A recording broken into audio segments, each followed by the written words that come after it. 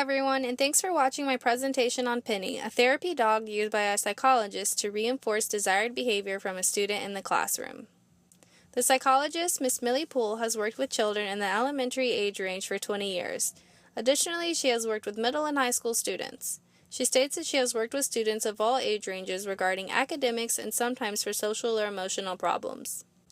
As far as operant conditioning, Mazur offers the definition as a systematic means of reinforcement to operate on the environment in a specific paradigm.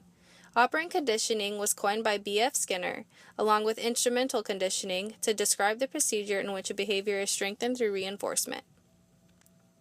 For Ms. Poole, using operant conditioning means an array of possibilities, versus using punishment, where the abilities are limited in a school setting.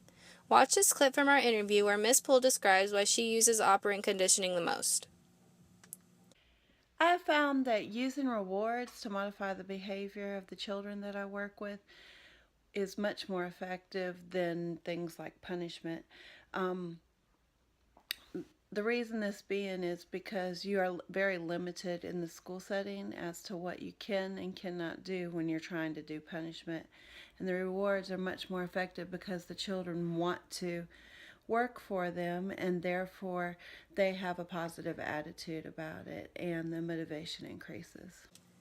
Meet Penny, the discussed therapy dog. Penny is a 3-year-old and she is mixed between a golden retriever and a poodle, giving her quite docile persona. Ms. Poole offers the information that she is a therapy dog that is owned by one of the special education teachers. She began working this school year in the fall, and she just requested to use Penny in the classroom. The teacher asked the principal, and she had to ask the district office and wait for everything to be cleared, and then she started to work with us. When asked if Penny was received as a reward for all the students, Ms. Poole stated that she was. However, they thought some of the younger ones may be scared because of her size. We talk to the students before they see her, Ms. Poole stated, just to ensure they are ready. No one seems to be scared of the dog, but that could be a coincidence, I guess. The student that we are discussing in this specific example of using Penny is 6 years old, in the 1st grade. He receives special education services primarily because of his behavior problems. He is on or above grade level in all areas academically, however he has difficulty with not getting his way.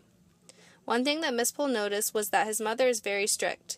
He is good at home, but they are not able to discipline as strictly as his mom at school. During the interview, she mentioned a few times that the student has tried to push buttons among the other administrators at the school.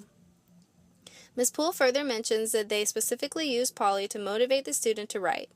He is an excellent writer, however, his behavioral issues leave him refusing to write. Watch this clip here from the interview with Ms. Poole where she discusses how she uses Penny with this 1st grade student. One way that I've used Penny in the classroom is to motivate a particular 1st grade student to write. He had the ability to write on grade level, but he just didn't like to. So he would refuse and it would turn into a big battle of wills. So I bring Penny in and let him know if he writes, he can read his story to her. He's very motivated by this, and then he'll sit down and write very quickly. When the student was first introduced with Penny, Ms. Poole mentions that the student was very excited and he was very inquisitive of Penny and what he could do with her, such as petting and hugging. Seeing the dog was enough, she mentioned, but we talked about the dog before she came into the classroom. The student was previously made aware that he would have to work for time and activities with Penny as a reward. No habituation has occurred, as Ms. Poole highlights in the clip above. Great question. None of the students have seemed to habituate to Penny. She's still very effective as a reinforcer. One reason might be because she comes about 4 days a week. So the day that she's not there, the students really miss her. And that's just really due to logistics and things that we have to work out and days that she can't come. When Penny isn't at school, which occurs about once a week, the student is able to work towards other rewards by earning dojo bucks, which will be discussed shortly. The fact that Penny is not at school every day could be a reason that she is still a very strong reinforcement, states Ms. Poole. As earlier stated, the student behaves very well in the home. This could be because the student is scared of receiving harsh punishment that cannot be duplicated in the classroom. However, Ms. Poole mentions that having any type of animal may help the student long term. He is very capable, so maybe this would help him learn further responsibilities, she states. As far as all of the students as a whole, Ms. Poole mentions that she has been used to help calm children if they are very upset and they know the tantrum is from not being able to control their emotions. We tell them that they can come hug Penny, she says, but they have to calm down so that they don't scare her. The majority of the ways that she is used are to motivate children to complete their work so that they can read to her or play with her to give her treats. They love to tell her to do tricks, she says.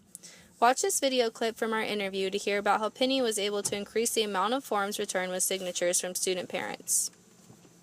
The students were also encouraged to bring back the permission forms by being told that they could give Penny a treat if they brought them back. And every student that needed to bring back a form did so within, I think the last one took about 2 weeks, but most of them were within a day or two. Long term, Penny could have effects on the first grade student. These effects include increased writing skills that could have otherwise diminished from the student's refusal to write. Also, the student may improve in overall classroom participation in activities where he knows he will receive a reward if completed positively. Here's a diagram showing how this operant conditioning process is working. Using Penny with the student is an example of operant conditioning because the student is receiving time with Polly as a positive reinforcement for a desired behavior, which is writing in this case. The student's refusal to write is an undesired behavior, while a successful writing session is a desired behavior. So, time with Polly is used as a positive reinforcement for the desired behavior. For this example, we work to strengthen a desired behavior which is voluntary. Normally, classical conditioning refers to shaping involuntary behaviors. Also, instead of having two stimuli paired as with classical conditioning, a behavior is being paired with a response, to make this an operant conditioning example. When students have good behavior, they earn dojo bucks. With dojo bucks, Ms. Poole mentions that the students are able to purchase rewards from the school store. Although time with Penny is a reward, so are other popular activities such as lunch with the principal or playing basketball with the student's favorite teacher. It is great to know that operant conditioning is being used in such positive regards and outcomes such as this case.